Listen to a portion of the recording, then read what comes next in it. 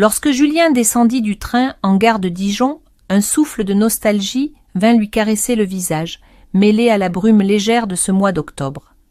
L'air avait une densité particulière ici, une douceur feutrée, presque épicée, comme s'il portait encore les effluves du passé, du vin, du poivre noir moulu et des souvenirs non exprimés. Cela faisait plus de 12 ans qu'il n'était pas revenu. 12 ans d'absence volontaire, presque farouche. Il n'avait pas remis les pieds à Dijon depuis l'enterrement de son père, mais cette fois, ce n'était pas pour fuir, c'était pour fermer une porte, ou du moins c'est ce qu'il croyait. La vieille Peugeot 205 beige de tante Hélène l'attendait sur le trottoir, aussi inchangée que la femme qui en sortit lentement, élégante sans effort malgré l'âge qu'elle portait désormais, comme une étoffe rare. Elle avait toujours eu ce port de tête altier, cette façon de poser ses mains sur le volant comme si elle dirigeait un orchestre invisible. Son manteau long de laine anthracite flottait légèrement dans le vent d'automne, et lorsqu'elle leva les yeux vers lui, Julien sentit ce pincement étrange au creux de l'estomac, un mélange de familiarité brûlante et d'un trouble ancien qu'il n'avait jamais osé nommer. « Mon garçon, dit-elle en souriant, la voix plus rauque qu'il ne s'en souvenait, mais toujours aussi douce. Tu es encore plus beau que dans mes souvenirs. » Julien sourit maladroitement et s'approcha pour l'embrasser sur la joue. Il sentit un instant sa main sur son bras, plus ferme qu'il ne l'aurait imaginé, presque possessive. Cette main ne le quitta pas tout de suite, et ce détail minuscule, il le remarqua. « Merci de venir m'aider pour vider la cave. Je n'aurais jamais eu la force seule, ajouta-t-elle. La cave, bien sûr, la cave à moutarde, celle que son oncle, décédé depuis longtemps, avait transformée en un lieu étrange, un sanctuaire presque secret de bocaux anciens, de cuves rouillées et de souvenirs familiaux enfermés dans le vinaigre et le silence. C'était là qu'on avait toujours caché les vieilles affaires, les souvenirs dont on ne savait plus quoi faire, les confitures de l'arrière-grand-mère, les lettres, les regrets. Et c'est là qu'Hélène voulait l'emmener. Il n'avait pas posé de questions, il n'avait pas osé. Ils montèrent dans la voiture, et le trajet jusqu'à la maison de la rue des Tanneries se fit dans un silence doux, interrompu seulement par la radio qui diffusait un air de Brel. Le cuir des sièges craquait sous les mouvements, et chaque virage semblait resserrer un peu plus la tension dans la gorge de Julien. Tout était familier, mais tout semblait plus chargé qu'avant, comme si chaque objet, chaque rideau, chaque poignée de porte respirait quelque chose de contenu depuis trop longtemps. Dans la maison, rien n'avait changé. Les tapis avaient vieilli, mais sentaient encore la lavande. Le vieux buffet en noyer trônait dans la salle à manger, et sur la cheminée, la photo de ses parents avait jauni. Tante Hélène lui montra sa chambre sans faire de détour, celle de son enfance, celle avec les murs encore tapissés d'un vieux papier peint beige à motifs floraux délavés. « Tu dois être fatigué, » lui dit-elle, en posant la main sur son épaule. « Repose-toi un peu. Ce soir, on descend. Il y a quelque chose que je veux te montrer dans la cave.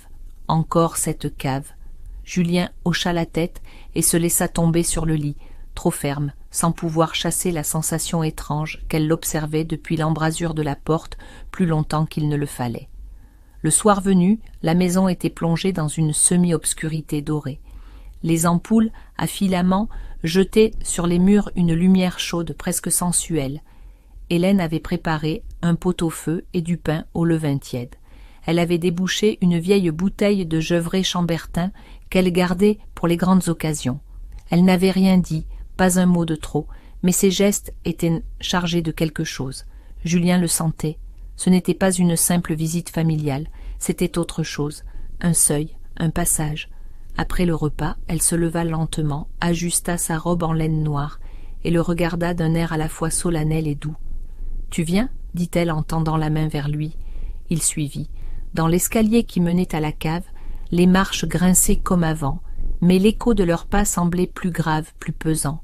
Lorsqu'elle ouvrit la porte de bois menant à la cave, une odeur de terre, de vinaigre et de pierre mouillée leur monta au nez.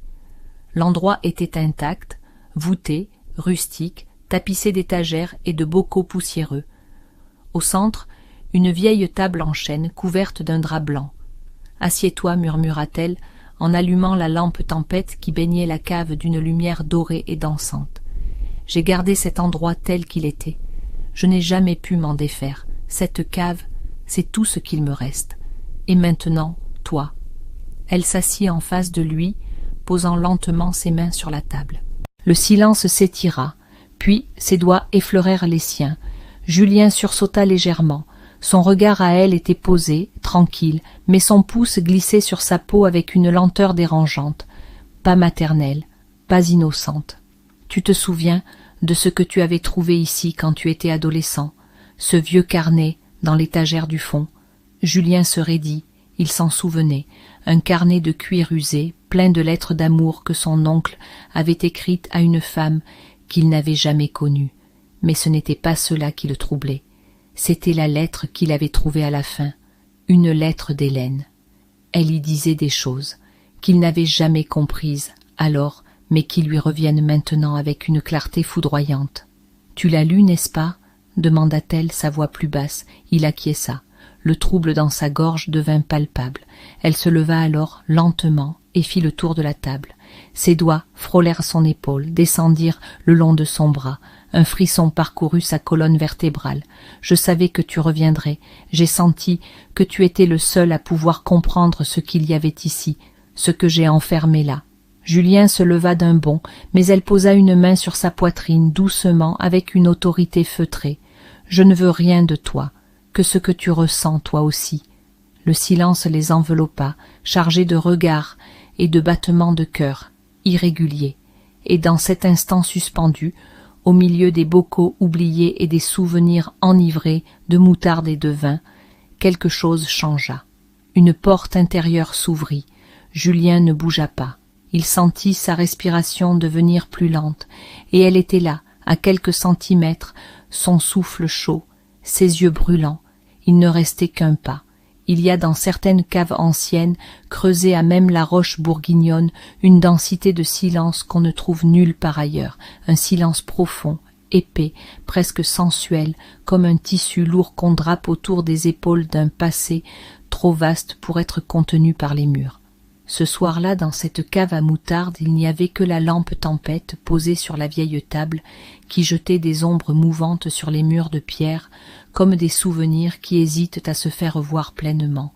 Julien se tenait là, immobile, son cœur battant lentement mais puissamment, chaque pulsation résonnant comme un écho contre les voûtes humides de la pièce. Il n'aurait su dire ce qu'il ressentait, c'était trop complexe, trop emmêlé, mais il savait que rien ne serait plus jamais pareil. Hélène ne disait rien, mais ses gestes parlaient un langage que Julien comprenait sans l'avoir appris.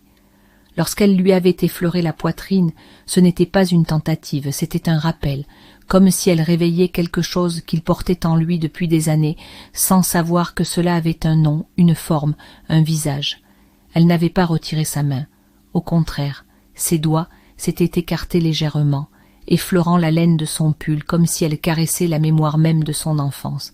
Julien ne bougeait pas encore, mais dans sa poitrine, un frisson ancien, inavoué, remontait lentement vers sa gorge. « Tu te souviens de ce jour où tu avais fugué et qu'on t'a retrouvé ici, dans cette cave tremblant et muet ?» demanda-t-elle enfin d'une voix si basse qu'elle se fondait presque dans le bourdonnement de la lampe. Julien hocha lentement la tête. Il avait 13 ans. Il s'était enfui de l'école pour fuir une humiliation, et il avait passé la nuit dans cette cave, recroquevillé près de cette même table. Il n'avait jamais su pourquoi il avait choisi cet endroit, mais maintenant il comprenait. C'était parce qu'elle y venait souvent, parce que son parfum flottait encore entre les murs, parce que la présence d'Hélène, même invisible, même silencieuse, le rassurait comme aucune autre. Ce souvenir enfoui refaisait surface avec une intensité presque douloureuse. Ce jour-là, dit-elle en s'approchant de lui, « Je suis descendue pour te chercher. Tu tremblais, tes joues étaient froides et humides. Je me souviens avoir posé mes mains sur ton visage, comme ça, » ajouta-t-elle en répétant le geste, et Julien sentit un frisson courir le long de sa nuque. « Je t'ai murmuré des mots, pas parce qu'il le fallait, mais parce que j'en avais besoin moi aussi. Ses paumes étaient chaudes malgré le froid de la pierre. Elle tenait son visage comme on tient quelque chose de précieux, de fragile, de chargé d'un poids qu'on ose enfin regarder en face. Les yeux de Julien cherchèrent ceux de sa tante. Ce n'était plus la femme distante des repas de famille, ni la veuve discrète qu'il avait entrevue lors des enterrements. C'était une femme complète, incarnée, vibrante, dont les silences avaient des racines profondes et les gestes une poésie inquiète. Il y avait un vide dans cette maison, Julien, un vide que ton oncle n'a jamais su combler, un silence dans lequel je me suis réfugiée pendant des années. Et toi, petit à petit, tu l'as rempli, sans le savoir, juste en étant là, avec ton regard sérieux, ton calme étrange pour un enfant. Il ne dit rien, mais ses mains, presque inconsciemment, se posèrent sur les poignets d'Hélène, comme pour l'empêcher de fuir, ou peut-être pour la retenir à cet instant précis. Leur souffle s'était accordé. La cave respirait avec eux.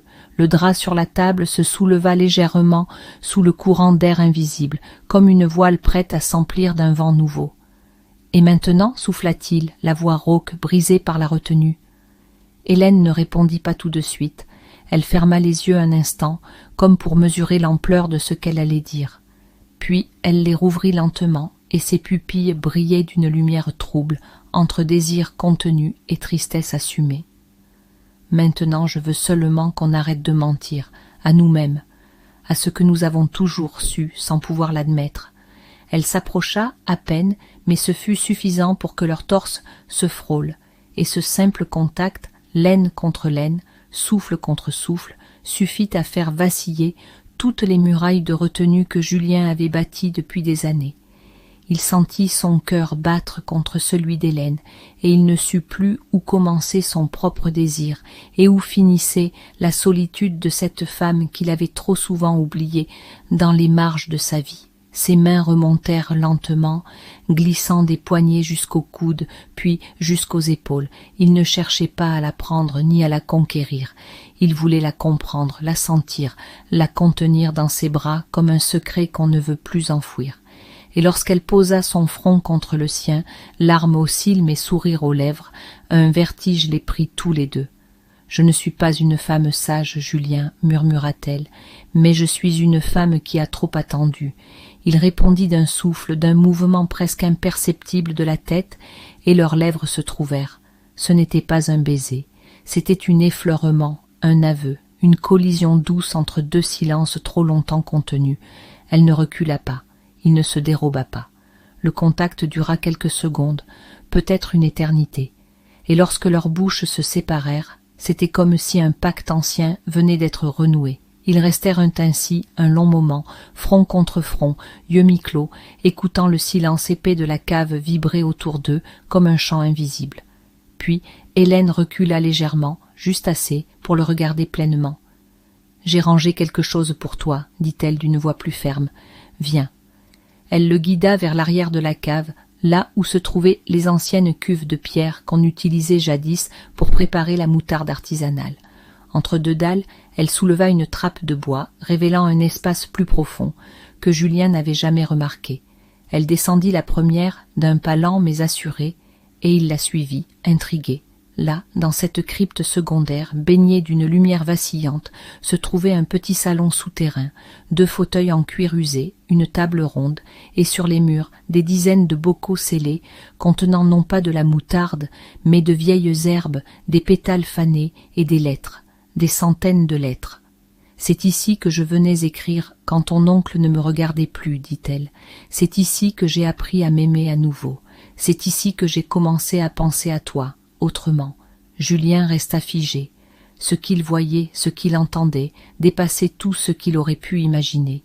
Ce lieu n'était pas seulement une cave, c'était un sanctuaire, un cœur souterrain, un espace où la vérité, longtemps murée, battait à nouveau. « Tu es chez toi ici, Julien, murmura-t-elle en le regardant avec une intensité presque douloureuse. Tu l'as toujours été. » Il s'assit, sans parler, le regard rivé aux lettres qui tapissèrent les murs. Et lorsque Hélène vint s'asseoir près de lui, frôlant sa cuisse, effleurant sa main, il ne la repoussa pas. C'était le début d'une nuit qu'aucun d'eux ne pourrait oublier.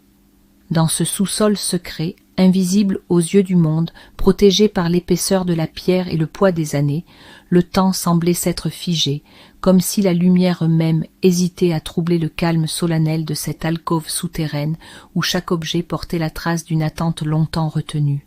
Le silence n'y était pas pesant, mais feutré, comme celui d'un théâtre avant le lever du rideau, un silence habité de regards, de soupirs inavoués et de gestes suspendus. Julien, assis dans le vieux fauteuil de cuir dont les accoudoirs avaient été usés par des heures de méditation, ne trouvait pas les mots pour décrire ce qu'il ressentait, mais il savait que son corps, lui, parlait déjà un langage plus ancien, plus immédiat, fait de frissons discrets, de battements irréguliers et de ce léger vertige qui vient lorsque le cœur trébuche sur une vérité qu'on ne peut plus refouler. Hélène, elle, était restée debout, à demi tournée vers lui, le visage éclairé par la lumière dorée de la lampe à huile suspendue au plafond voûté, et dans ses yeux brillait à la fois la lucidité d'une femme qui a traversé trop d'hivers pour ignorer les conséquences, et l'audace fragile de celle qui s'autorise enfin à vivre quelque chose qu'elle croyait interdit à jamais. Elle observait Julien avec cette tendresse attentive qui frôlait l'intimité la plus profonde, et chaque seconde où leurs regards s'accrochaient était comme une braise soufflée doucement, une chaleur qui montait lentement sans brûler, mais éveillait tout le corps au souvenir du toucher. Elle s'avança, lentement, comme si chaque pas dans cet espace souterrain devait être prononcé à voix basse, avec une dévotion presque sacrée, et lorsqu'elle s'arrêta devant lui, à peine à une respiration de distance, elle ne dit rien.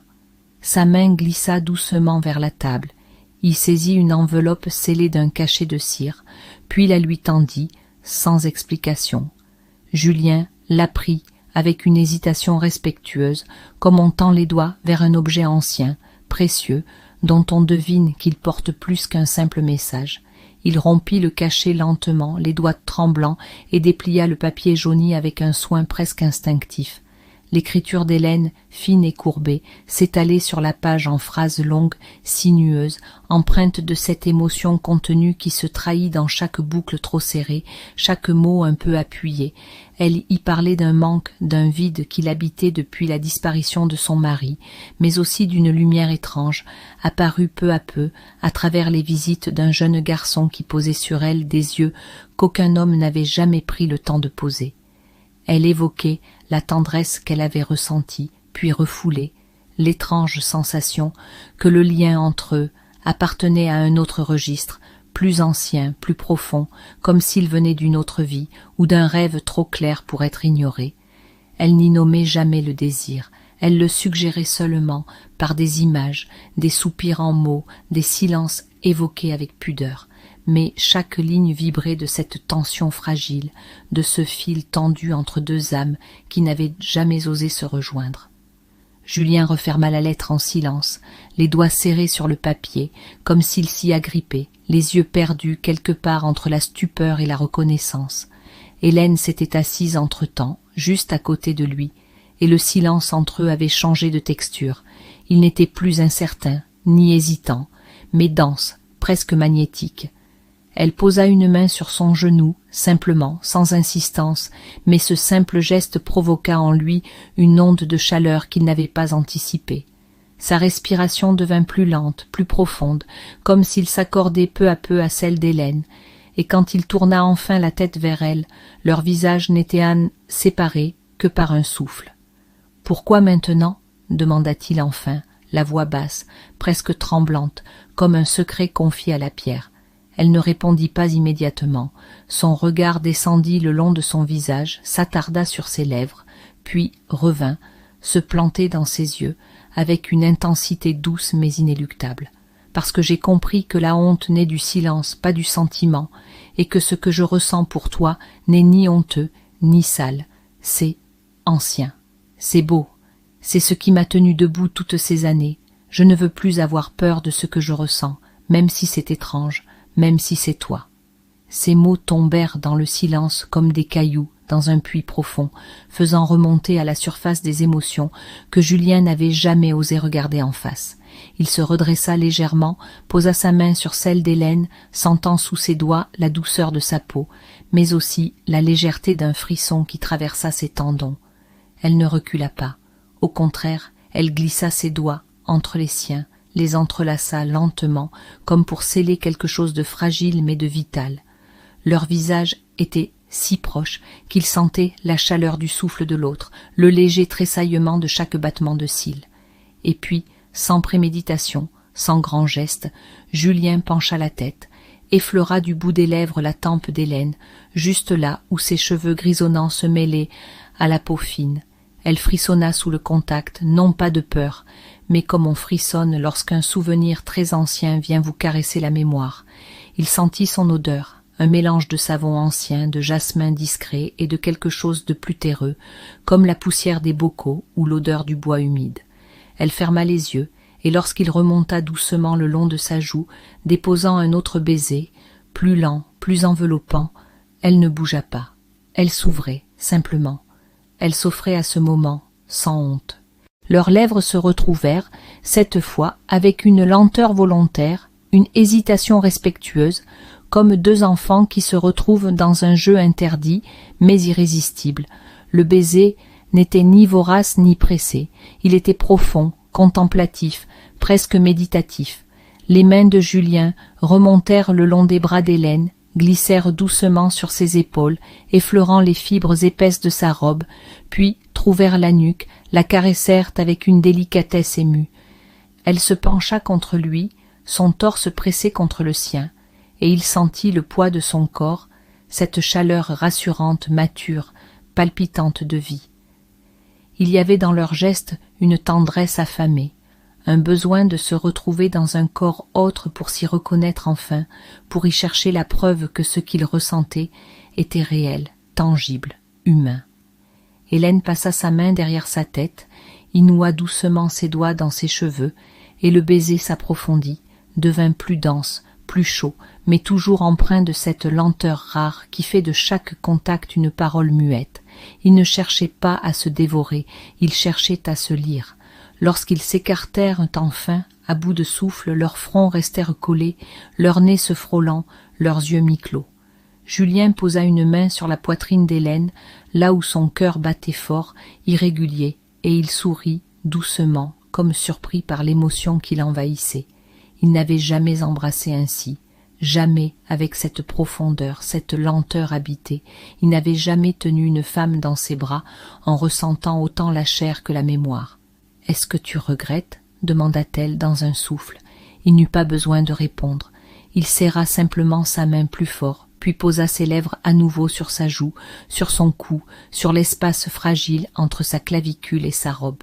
Elle ferma les yeux et une larme roula lentement le long de sa joue, non de tristesse mais de soulagement. Et dans cette cave à moutarde ce soir-là, ils ne firent rien de plus que s'enlacer, se respirer, s'écouter. Mais le monde venait de basculer. Lorsque la lumière du matin effleura les rideaux épais de la chambre d'amis, Julien resta longtemps immobile dans le lit, les yeux ouverts, le regard perdu dans les motifs fanés du plafond.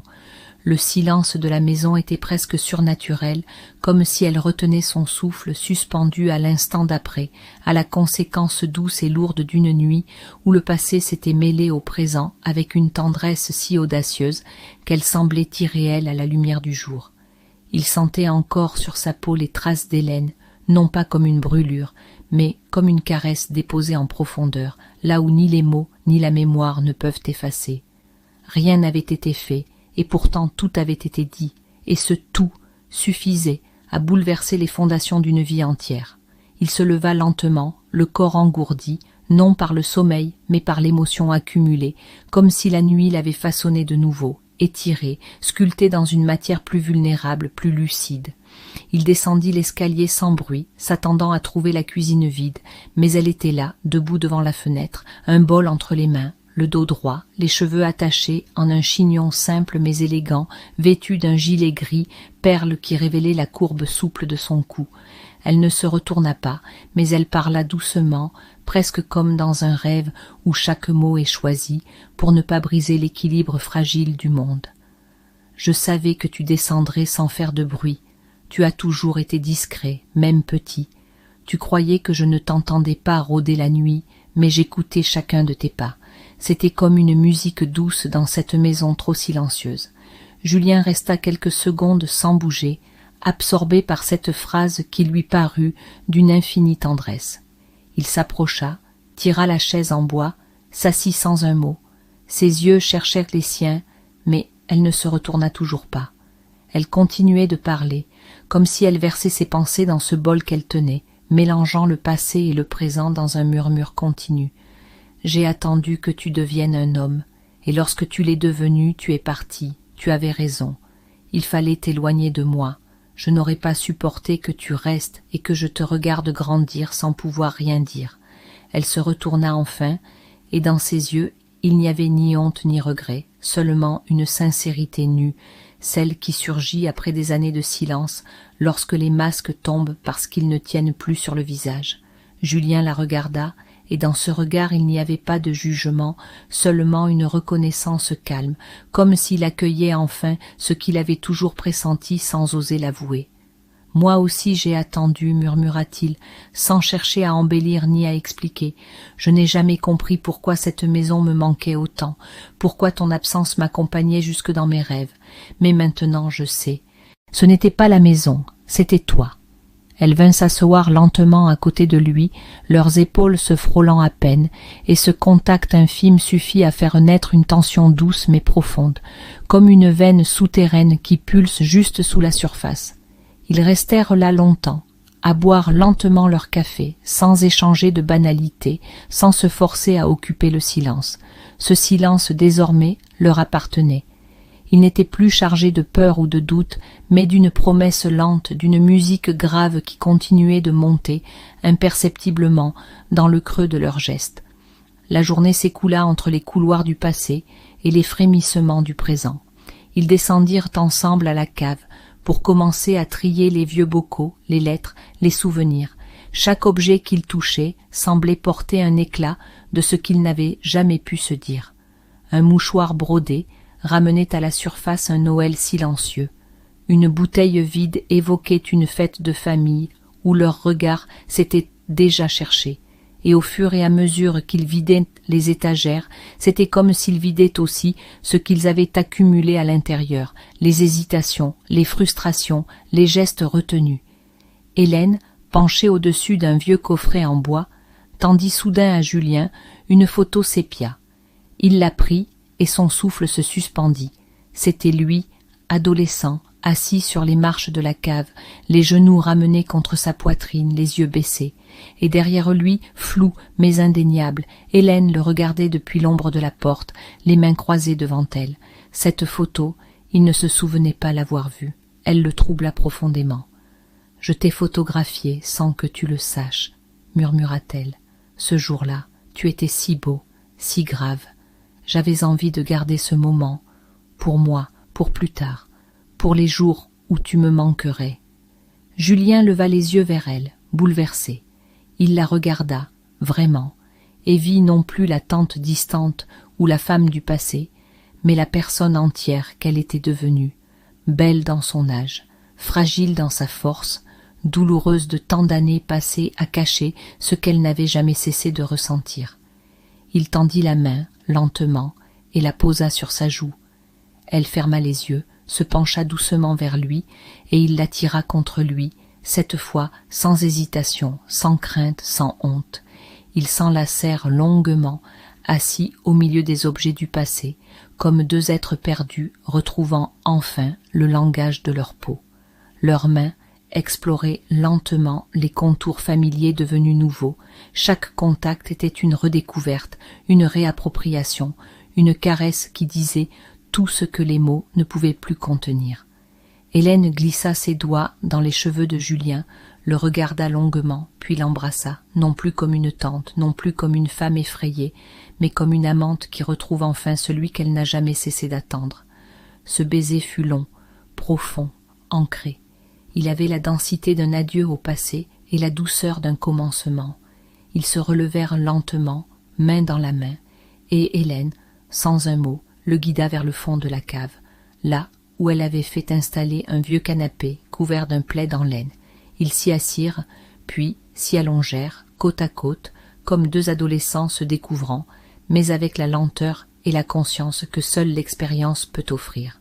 Il n'y eut pas de geste brusque, pas de précipitation, juste cette proximité croissante, cette chaleur qui montait entre eux, cette évidence qu'ils étaient à l'endroit précis où ils devaient être.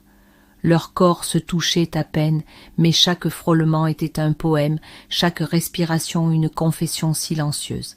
Hélène posa sa main sur le cœur de Julien, sentant son rythme s'accélérer, et y appuya doucement sa joue, comme pour écouter ce cœur qui avait grandi en pensant à elle. Julien ferma les yeux, l'enlaça, et ils restèrent ainsi lovés dans les bras l'un de l'autre, bercés par la respiration lente de la maison, par la pierre qui les entourait comme un écrin ancien. Ce n'était pas une nuit d'amour au sens charnel, c'était plus. Une nuit de dévoilement, une nuit où deux âmes s'étaient trouvées dans la pénombre d'une cave à moutarde, parmi les bocaux et les lettres, et où l'attirance était devenue communion, lente, brûlante, irréversible.